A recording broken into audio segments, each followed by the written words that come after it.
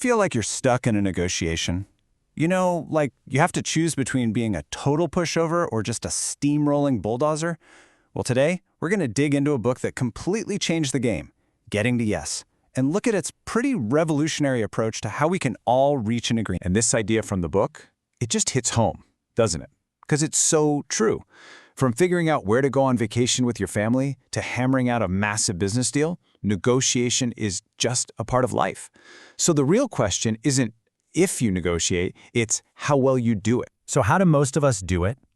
Well, we tend to fall back on what the book calls positional bargaining.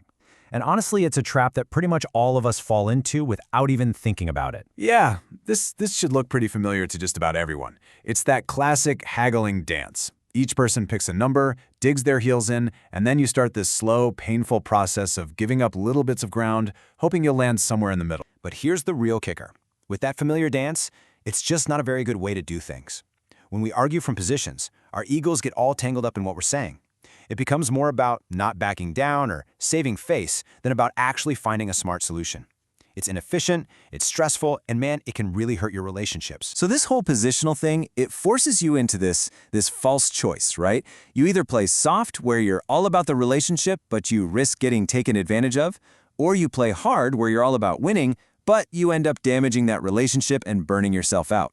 The book says, hey, there's a third way that gets you out of this dilemma completely. And this is where we get to the core of getting to yes. The alternative isn't about being kind of hard and kind of soft, it's about changing the game entirely. It's a method called principled negotiation. And the whole method is built on these 4 really powerful principles that all work together. First, you separate the human element from the actual problem. Then, you stop focusing on what people say they want and start looking at why they want it. From there, you brainstorm a bunch of different options, and finally, you make sure the final deal is based on fair, objective standards. All right, so let's quickly break each of these down and see how they actually work to build agreements that are smarter and, frankly, a lot less painful. Okay, principle 1 starts with a simple human truth. Negotiators are people first. You know, we've got emotions. We see things differently. We have egos. So those people problems, like getting angry or feeling frustrated or just plain misunderstanding each other, they have to be dealt with on their own, separately from the actual issue, like the price of a house. And this quote, man, it just gets right to the heart of it. The idea isn't to pretend people problems don't exist. It's to untangle them from the issues. This way, you can be soft on the people, but hard on the problem. You can attack the problem together, side by side, instead of attacking each other. All right, this next one, this is probably one of the most transformative ideas in the entire book. A position is just what someone says they want. But an interest, that's the why behind it. It's the real motivation. So the key here is to look past those surface-level demands and figure out what's really driving everyone. The book tells this fantastic story to illustrate the point. You've got 2 guys in a library, arguing. One wants the window open, the other one wants it closed. See? Their positions are a total dead end. But then the librarian comes over and asks them why.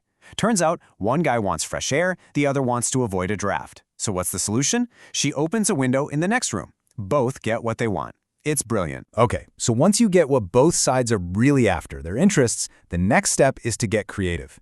But you know, the heat of a negotiation can just kill creativity. So the trick is to actually set aside time to brainstorm a whole bunch of possibilities before you even try to land on an answer. And to do this right, you gotta have some ground rules. First and most important, you have to postpone all criticism. No shooting down ideas. You separate the act of inventing from the act of judging. You encourage even the wildest ideas. The goal is to just broaden the field and look for ways that both sides can win. So what happens when you just can't agree, like on a price, when your interests seem to be in direct conflict? Well, instead of letting it become a battle of who's more stubborn, this final principle tells us to use objective criteria. We're talking about standards that are totally independent of what either side wants, like market value or legal precedent or scientific fact. And check out this example. It shows exactly how a principled negotiator handles that kind of pressure. Instead of caving or getting into a shouting match, they just calmly shift the conversation from what I'm willing to give to what's a fair number based on the facts. It anchors the entire discussion in reason, not in raw power. Okay. Now, beyond those 4 principles, there's this one concept that is, no joke, your single greatest source of power in any negotiation. It's the thing that protects you from saying yes to a bad deal and from walking away from a good one. It's called your BATNA, your best alternative to a negotiated agreement.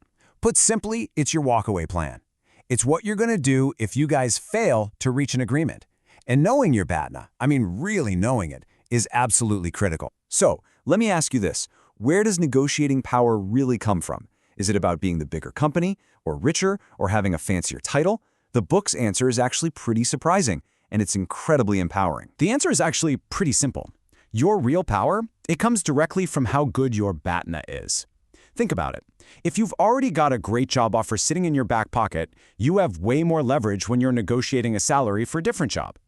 The better your walkaway option is, the more power you have at the table. So look, when you put all these pieces together, the 4 principles, your BATNA, what's the big idea here?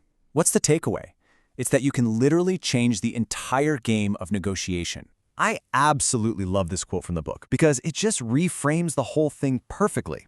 I mean, if you're asking who's winning your marriage, you've already lost. You've lost sight of what's actually important, which is building a good, healthy way to deal with your differences. And the same thing is true for negotiation. And really, that's the final idea to leave you with. What if negotiation isn't about winning some kind of fight, but about finding a smarter, better way to solve problems together? When you move from positions to interests, from a battle of wills to a search for mutual gain, negotiation becomes this incredible tool for joint problem solving. You don't have to choose between being tough and being fair. You can absolutely be both.